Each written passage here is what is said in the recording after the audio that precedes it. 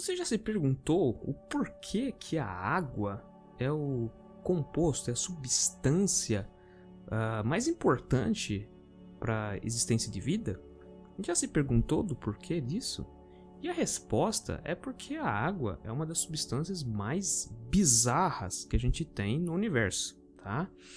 E o pior de tudo, ela parece que se comporta de uma forma muito especial em determinadas zonas ecológicas, se a gente pode dizer assim, do universo. Então, determinadas regiões com determinadas temperaturas e pressões, ela se comporta de uma forma que é possível levar a condições de existência de vida, tudo bem? Então, a água é uma substância bastante bizarra e a gente vai ver o porquê.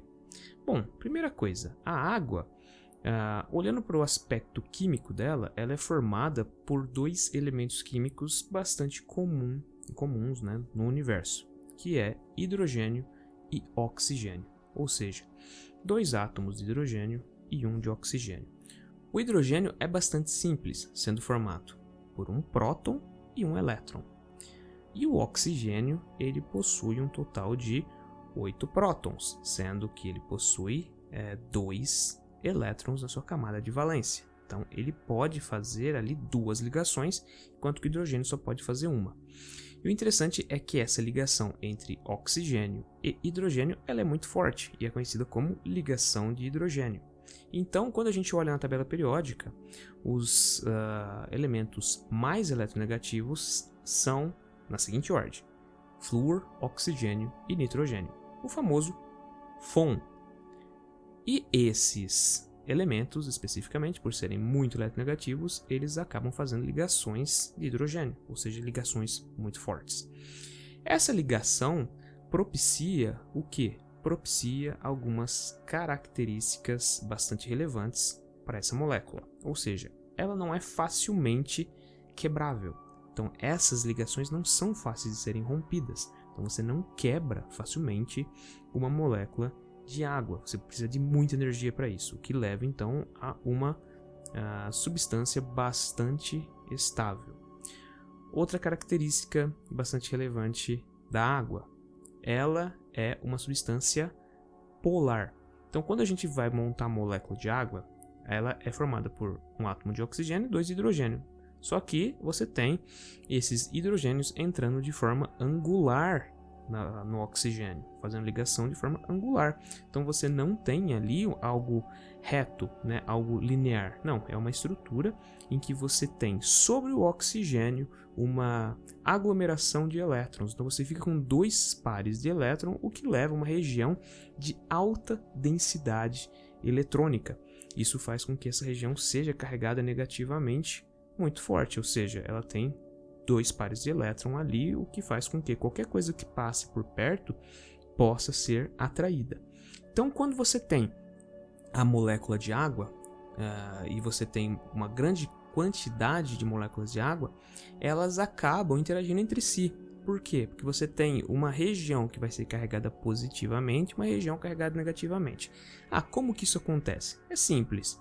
Você tem o oxigênio sendo um átomo bastante eletronegativo e você tem os hidrogênios sendo átomos que não são eletronegativos. Então eles são fontes que fornecem o quê? Fornecem elétrons. O oxigênio ele puxa com muita força na direção dele os elétrons do hidrogênio. Porém, esse hidrogênio ele acaba se aproximando do oxigênio, ou seja, você tem uma formação de ligação muito forte. Só que o hidrogênio não pode aproximar para sempre, até que chega um determinado momento em que ele não consegue mais se aproximar. Se você observar nesse gráfico, a gente consegue ver que você tem aqui os átomos, né, em certa distância, então você não tem interação, então ali a energia é zero. Só que quando eles começam a se aproximar e começa a ocorrer a ligação química, a energia ela cai, e quando ela cai, então você tem ali a formação da ligação. Só que se você continuar empurrando mais e mais, a energia começa a subir exponencialmente, obviamente, por qual fato? Pelo fato que você tem a repulsão dos núcleos carregados positivamente. Então, por isso que você não consegue fazer com que os hidrogênios entrem dentro do átomo de oxigênio, porque você tem essa repulsão. Então, dessa forma, existe uma distância ótima da ligação. Só que, como eu disse, o oxigênio ele é muito eletronegativo, então você não consegue atrair os prótons na direção do oxigênio indefinidamente, mas os elétrons eles são mais móveis, então você traz mais na direção. Isso faz com que uma região do espaço fique carregada positivamente. Então, quando ela fica carregada positivamente, a gente fala que a gente tem ali uma parte positiva na molécula de água.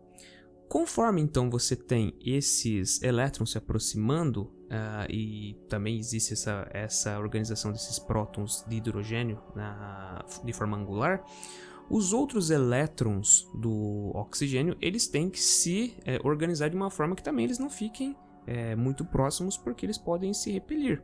Então eles se aglomeram numa região do espaço em que seja ótima também para eles, né? Então ali você tem uma densidade de partículas carregadas negativamente. Então ali você tem uma região negativa.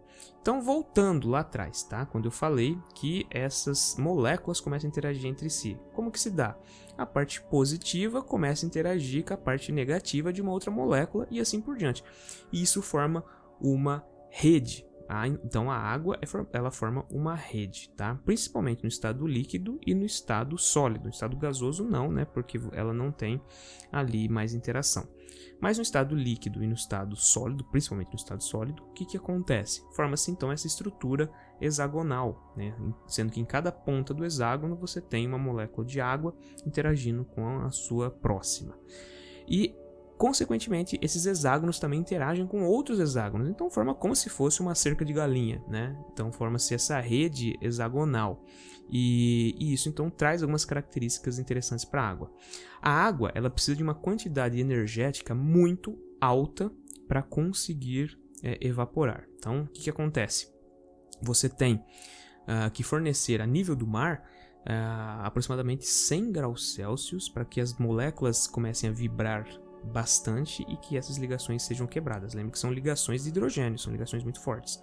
Então, quando começa a se quebrar, você consegue fazer então com que essa fase, né, essa estrutura, ela comece a passar da fase líquida para a fase gasosa. O mesmo acontece com a fase sólida para a fase líquida. Você precisa fornecer energia para que comece a vibrar essa rede até que chegue um ponto que ela fique mais maleável. Ela não se quebra totalmente como é do líquido para o gasoso, mas ela permanece ali um pouco mais desestruturada, vamos dizer assim. Algumas pontas desse hexágono acabam se deslocando um pouco mais, né?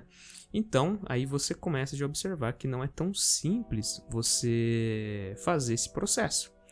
Mais uma vez, aqui na Terra, a gente tem o quê? A gente tem uma atmosfera, né? Então a gente tem uma atmosfera, coisa que em outros planetas isso é bem diferente. Você pode ter muito mais atmosferas, né, de pressão sobre as moléculas, assim como também pode ser muito menor. E isso daí, se for muito menor, você não consegue fazer com que essas moléculas se aproximem. Então elas têm muito mais espaço para se mover e elas ficam então no estado gasoso. Então por isso que é muito difícil de se encontrar água líquida no universo. Por quê? Porque grande parte do universo a pressão é pequena, tá? Então você não vai encontrar. Mas e em planetas que você tem uma pressão muito grande, né? Em estrelas, por exemplo, o que acontece, né? Você pode encontrar água lá? Até pode, né? Você até pode encontrar água lá, mas muitas vezes, devido à grande pressão, ela vai se comportar como um sólido, tá? E quando ela se comporta como um sólido, não tem como ela ser utilizada no processo de vida. Então você não consegue fazer com que ela seja um solvente, não seja ou seja, um líquido que possa fornecer características para, por exemplo, a formação de um citoplasma, tá? Então você não tem essa possibilidade porque muitas vezes ela vai acabar passando do estado sólido, passando do estado líquido para o sólido muito rápido. Então a água líquida que a gente sabe praticamente só existe na Terra. Por quê? Temperatura adequada, pressão adequada. Então aqui é perfeito para a existência de água. No resto do universo você não vai encontrar água no estado líquido, somente no estado gasoso, ou até sólido. Você encontra isso muitas vezes, por exemplo, em alguns meteoritos, né? Há a possibilidade de você encontrar água sólida, mas no caso água sólida congelada porque você tem uma temperatura também muito baixa, né? Então você tem todas essas características que você tem que levar em consideração, tá? Então, além de tudo isso, né, dessas características de temperatura e pressão e da própria estrutura dessa substância, existe uma outra característica. A água, ela também é um grande solvente, é considerado solvente universal. Se nós formos fazer uma análise com outras substâncias parecidas, né, com a água, substâncias simples, formado por 2 átomos, vamos utilizar o metano, por exemplo, para a gente imaginar isso, tá? O que acontece? O metano, ele pode se encontrar na forma líquida? Pode. Isso vai depender muito da temperatura e pressão do local. Mas, por exemplo, em algumas algumas luas, como por exemplo as que estão em Saturno, em Júpiter, né? Por exemplo, em Célados, é um local onde acredita-se que pode existir metano na forma líquida. Então você tem ali piscinas, grandes lagos de metano, tá? Só que qual que é o problema ali? O grande problema é que o metano ele não é um bom solvente. Por quê? Primeira coisa, ele é uma substância apolar, então ele não tem polo. Então ele não consegue interagir com o que você tem no meio. Se ele não consegue interagir com o que tem no meio, ele não é uma coisa tão reativa. Já a água é extremamente reativa. E você pode estar se perguntando agora, né? Como que a água vai ser reativa se eu consumo ela e não abre um buraco na minha barriga? E isso se dá pelo fato de que o nosso organismo ele é baseado em água. 70% do nosso organismo é água. Então a gente consegue absorvê-la. Mas ela não é algo estável a nível reacional, como por exemplo o metano, tudo bem? Ela é estável estruturalmente, mas ela não é estável como o metano sendo um solvente, tá? Existe uma regra básica na química que fala que semelhante dissolve semelhante. Então a água, ela é uma substância polar, ela vai ser muito boa para conseguir solubilizar substâncias polares, enquanto que o metano vai ser bom para substâncias apolares. O problema é que a grande maioria das substâncias são polares. São poucas substâncias que são apolares. Então, imaginem só. Se você tem 2 planetas com temperaturas e pressão semelhante numa determinada área ecológica do universo. Então, você tem o tamanho dos planetas também bastante semelhante, a aproximação com a estrela também bastante semelhante, banho de radiação, né, solar, né, estelar, muito semelhante. Então são 2 planetas iguais, tudo bem? Então, por exemplo, Marte e Terra. Quando você tem ali uma comparação entre o metano e a água, os dois vão se encontrar no estado líquido, tudo bem? Então vamos imaginar metano, tá, no estado líquido. Então pelo menos um dos planetas aí você tem um pouco mais de pressão, tá? Aí o que acontece? A água, quando ela entra em contato com substâncias sólidas, ela tende a reagir com essas substâncias. E essa reação, ela leva o quê? Ela leva à possibilidade de erosão. Então, quando você tem, por exemplo, a água passando numa rocha por milhares e milhares de anos, essa rocha ela vai aos poucos sendo degradada, não somente pela energia cinética, mas por algumas interações. Como eu disse, a molécula de água ela é polar, então ela tem uma região carregada negativamente que pode interagir. Então, como o oxigênio ele é bastante eletronegativo, ao que ele passa perto, ele interage. Então ele pode ir, vamos colocar entre aspas, tá? Ir roubando, vamos colocar abduzindo algumas partículas, formando algumas outras substâncias, podem ser hidróxidos, podem ser óxidos, né? E então você vai tendo a degradação daquele material. Ou seja, a água é um grande solvente. E quando ela é um solvente, ela solubiliza outras substâncias. E essas outras substâncias são utilizadas para todo um mecanismo novo, né? Então, como a gente sabe, a vida depende de oxigênio, hidrogênio, carbono, nitrogênio, enxofre, fósforo.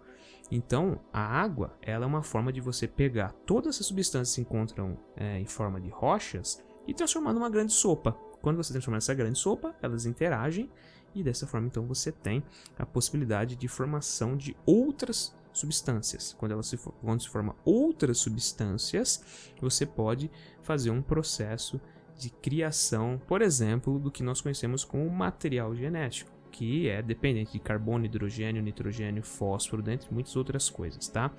Já o metano, ele não tem essa capacidade, então ele vai passar por cima das rochas e ele não vai solubilizar nada, ou seja, ele não vai trazer nada de mineral para essa sopa, tudo bem?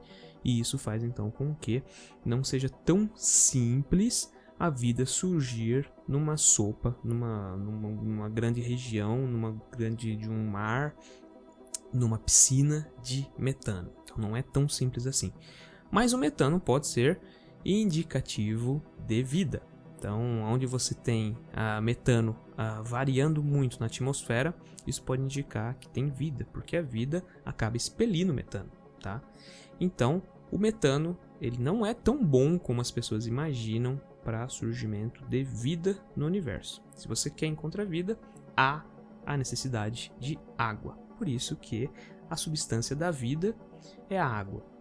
O elemento que leva à vida é o carbono. Então, uma forma de você ter os dois juntos é através de um processo de solubilização inicial. Então, você vai ter necessidade tanto de metano quanto de água para que exista vida. Então, por isso que quando você vai fazer análises de planetas, né, de exoplanetas, por exemplo, você precisa levar em consideração que tem que ter, sim, pressão específica, temperatura específica, entrada de raios cósmicos ou não, atmosfera específica, para que seja possível a existência de água líquida. Se não tiver a possibilidade de existência de água líquida, infelizmente não vai encontrar vida. Então isso eu sei que é um balde de água fria, principalmente em quem assiste muitos vídeos do History, né? E que fica imaginando que existem alienígenas em qualquer planeta, né? Não é bem assim, né? Então você precisa encontrar principalmente um planeta muito semelhante à Terra para isso. Então não adianta ficar apontando para qualquer região do espaço falando que ali tem vida se você não encontrar um planeta igual à Terra. Tudo bem? E isso demonstra então que a vida talvez não seja algo tão trivial. É uma coisa um tanto quanto raro. E é lógico, existem trilhões de planetas. Pode ser que alguns bilhões desses planetas sejam semelhantes à Terra? Sim. Muito provável, inclusive. E muito provável que exista vida em outras regiões do espaço. Mas talvez não sejam tão inteligentes quanto nós. Porque a gente não encontra sinais de rádio. E isso daí é uma coisa básica do desenvolvimento tecnológico.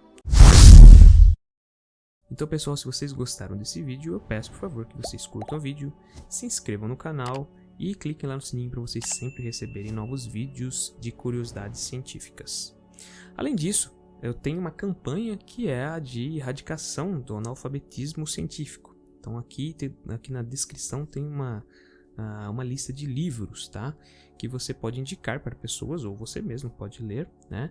Eles se encontram com preços bem legais, tá?